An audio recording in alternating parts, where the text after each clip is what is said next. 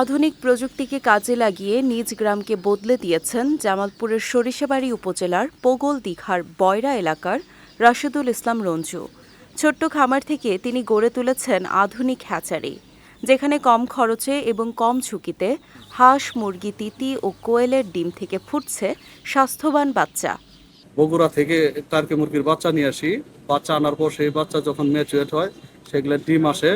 এই ডিম প্রতি সপ্তাহে বগুড়া নিয়ে যেতাম।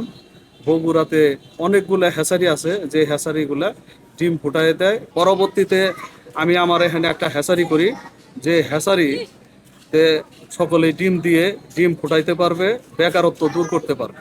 রঞ্জুর মণ্ডল হ্যাচারিতে এখন আশপাশের গ্রাম থেকেও নারী পুরুষ আসছেন ডিম নিয়ে। স্বল্প খরচে ফুটিয়ে নিচ্ছেন বাচ্চা।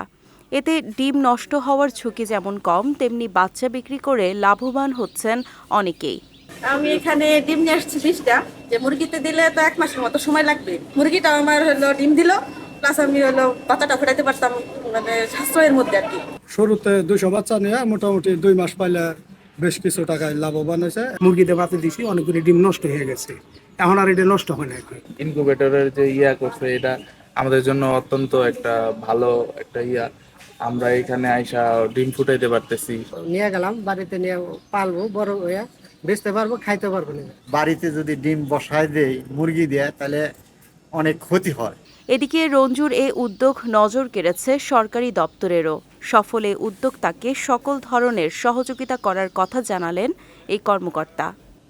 এখানে যে বাচ্চাটা উৎপাদিত হবে, সেই বাচ্চাগুলা আমাদের সরিষাবাড়ী উপজেলাতে খামারে উপকৃত হবে এবং উদ্যোক্তা সফল হবে এবং তার এই ক্ষুদ্র প্রয়াস বৃহৎ আকারে দাঁড়াবে।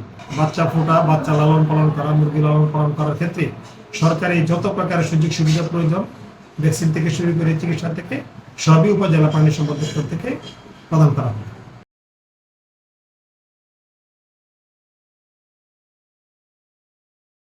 সরকারি সহায়তা পেলে নিজ গ্রামের উন্নয়নে আরও বেশি অবদান রাখতে পারবেন বলে মনে করেন এই উদ্যোক্তা।